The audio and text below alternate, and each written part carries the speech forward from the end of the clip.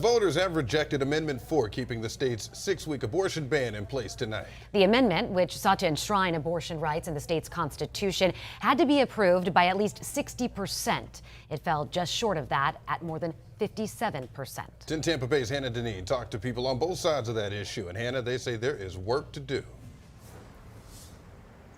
Frank, tonight, supporters of abortion protections like those here at Planned Parenthood say they will continue to fight for the majority of Floridians who want to overturn Florida's restrictive 6-week abortion ban. And hours after the polls have closed, those on both sides of this contentious issue say their fight is far from over. Angry, upset, devastated at the result. Channeling disappointment into action.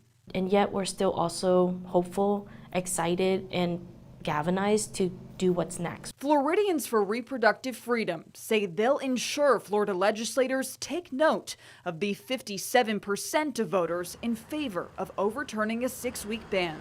Issue that is popular. This is an issue that majority of our people want.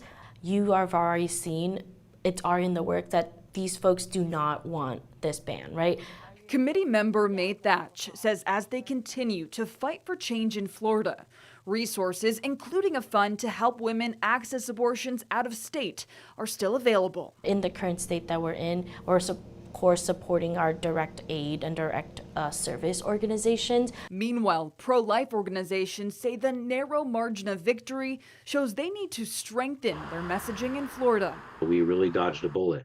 So we played defense, we won, now we have the ball. And we're going to continue to move the ball forward. For Scott Mahurin of Florida Preborn Rescue, that's moving beyond a 6-week ban. The goal of the pro-life movement is to make abortion illegal and unthinkable.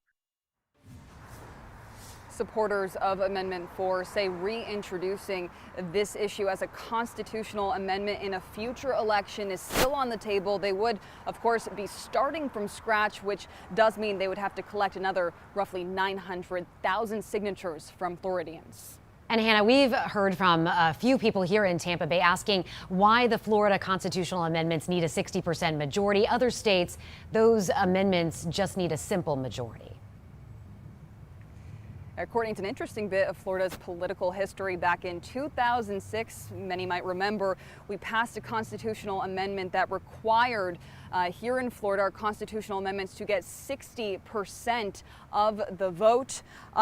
That proponents had argued at the time it had become too easy to change Florida's constitution, and this protected that.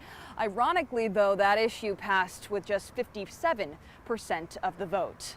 Live in St. Petersburg, Hannah Deneen, 10 Tampa Bay.